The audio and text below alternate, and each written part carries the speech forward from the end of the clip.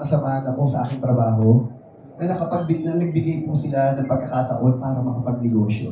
Like si Big Mac, ilan na ang franchise niya na ng Legasco. Proud na proud ako sa kanya. At sinuportahan niya. Grabe, sabi ko ang ganun, nakakatuwa kasi hindi lang ito na parang kinuha kami endorser, hindi. Tinutulungan nila kami, tinuturuan din nila kami magnegosyo. Pamilya talaga ang trato nila sa amin. Inaalagaan nila kami na sobra. Kaya kung nasan man kami ngayon dito sa Legasco, sobrang blessed namin.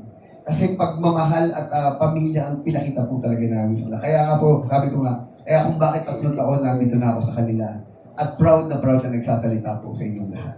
Oo. Tsaka ganun din kaalaga ng Legasco ang perfect match na sina Julia at Coco. Yes. So si Miss Julia naman, Miss Julia, your parting Of word. course, kilala po tayong mga Pilipino na mahilig sa pagkain. Love language natin ang pagluluto. Dapat siguraduhin na nating safe at kalidad ng gamit natin sa ating mga tahanan.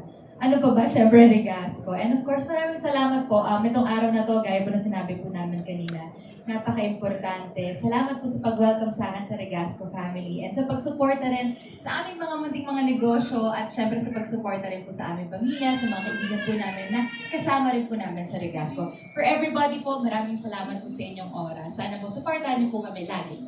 Thank you. At sana po, samantalayin ko na yung pagkakataon na to. Magpasalamat po sa inyong lahat, sa lahat ng pagmamahal at support ang ibinigay niyo po sa amin ni Julia, sa lahat po ng mga show, sa lahat ng mga pelikula. Maraming salamat po. At sana po, malapit na, si Gabo, sa June 22 na po, at sana po, makasama po namin po. I love you and thank you so much. Ayan.